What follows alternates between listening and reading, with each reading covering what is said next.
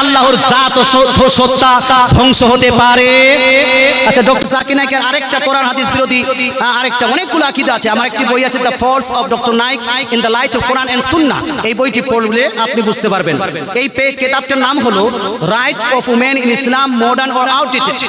এই page number, কিতাবের page number 58 এ লিখছে, খুব ধ্যান দিয়ে শুনেন, এখানে হয়তো ওর অনেক ভক্ত থাকতে পারেন।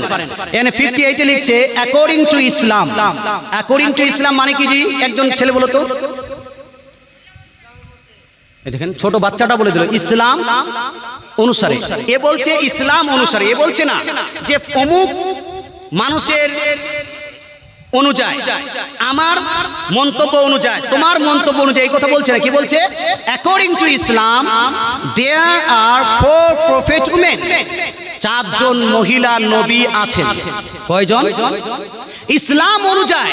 আমি এটাই বলি ডক্টর জাকির নায়েককে, যারা ডক্টর জাকির নায়েককে ডিফেন্ড করে, এখানে যদি অ্যাকর্ডিং টু ইসলাম না বলতো তাহলে হয়তো ভুলটা হতো না, হয়তো ভুলটা হতো না। According to this opinion, according to this definition, এইরকম যদি বলতো তাহলে হয়তো কিছুটা ভুলের সংশোধন করা যেত। কিন্তু এখানে যখনই বলে দিয়েছে অ্যাকর্ডিং টু ইসলাম, ইসলাম অনুযায়ী দেয়ার are 4 prophet women besides bibi Maryam and bibi Asiya, may Allah be pleased with them. The other example are of bibi Fatima and bibi Khadija. এরপরে বলছে hope that answers the question. মুসলমান এ বলছে বিবি মারিয়াম, বিবি আসিয়া এবং বিবি ফাতেমা, বিবি খাদিজা রাদিয়াল্লাহু তাআলা আনহুন্না, এরা সবাই আল্লাহর নবী ছিলেন। জোরে বলেন নাউজুবিল্লাহ, জোরে বলতে হবে নাউজুবিল্লাহ। তার মানে হলো এই নবীর পূর্বে আসিয়া রাদিয়াল্লাহু তাআলা আনহাকে এ নবী বানিয়েছেন।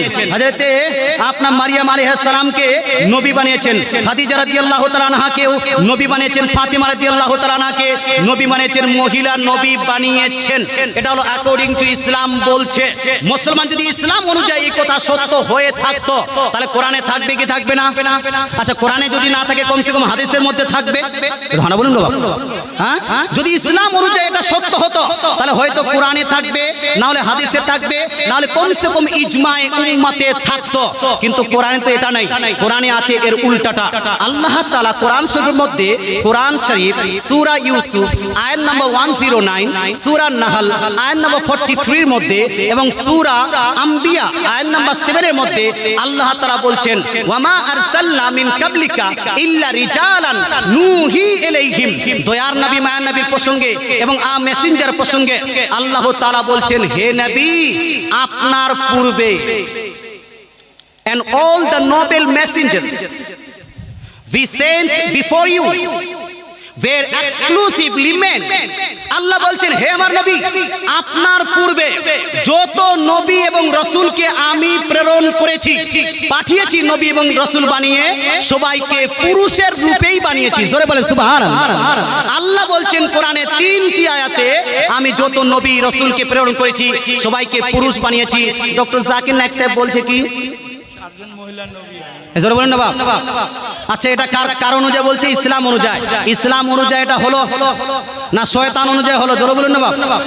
ইসলাম না শয়তান? কোরআনের বিপক্ষে কে থাকবে? এই জোরে বলেন, কোরআনের বিপক্ষে কে থাকবে? কোরআন বলছে নবী মুহাম্মদ সাল্লাল্লাহু আলাইহি ওয়াসাল্লামের পূর্বে কোনো মহিলা নবী আসেননি।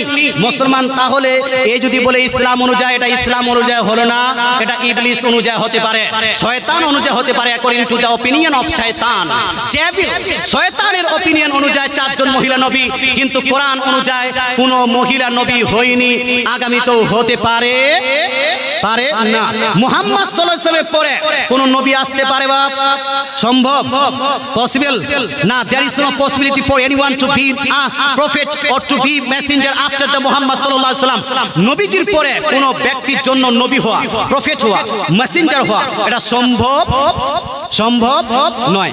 আল্লাহ তাআলা রাসূল বলেছেন, এই হাদিসটি সহিহ মুসলিম শরীফে একাধিক জায়গায় লিপিবদ্ধ আছে। নবী বলছেন, লা নাবিয়্যা বাদি, there is no messenger after me, আমার পরে কোনো নতুন নবী হবে না। সহিহ মুসলিমের মধ্যে আরেক জায়গায় নবীজি বলছেন, লা নাবুওয়াতা বাদি, there is no prophethood after me, আমার পরে কোনো রিসালাত এবং নবুয়ত থাকতে পারে না। তিরমিজি শরীফের সহিহ হাদিসে নবীজি বলছেন, আনা খাতামুন নবিয়্যিন, I am the last of the messengers, লা নাবিয়্যা বাদি, there is no prophet, there is no messenger after me, আমি হলাম নবীদের মধ্যে সর্বশেষ, আমার পরে কোনো নবী হবে না। নবীজির পরে যদি কোনো নবী না হয়, তাহলে ফাতিমা রাদিয়াল্লাহু তাআলা আনহাকে নবী বানিয়ে খাতামুন নবীর অস্বীকার করা হলো কি হলো না? কথা বুঝতে পারছেন না? দেওবন্দীরাও নবী বানিয়েছে, কাদিয়ানীরাও নবী বানিয়েছে, আর আহলে হাদিসরা ডক্টর জাকির নায়েকের আহলে হাদিস এ ফাতিমা রাদিয়াল্লাহু তাআলা আনহাকে নবী বানিয়েছেন। অথচ ফাতিমা রাদিয়াল্লাহু তাআলা আনহা নবী ছিলেন না। নবীজি সাল্লাল্লাহু আলাইহি ওয়াসাল্লামের লাখতে জিগার, নবীজি সাল্লাল্লাহু আলাইহি ওয়াসাল্লামের লাখতে জিগার, জান্নাতি রমণীদের সরদারনি হযরত ফাতিমা রাদিয়াল্লাহু তাআলা আনহা একজন মহিলা সাহাবী ছিলেন, নবীজির বেটি ছিলেন। জোরে বলেন সুবহানাল্লাহ।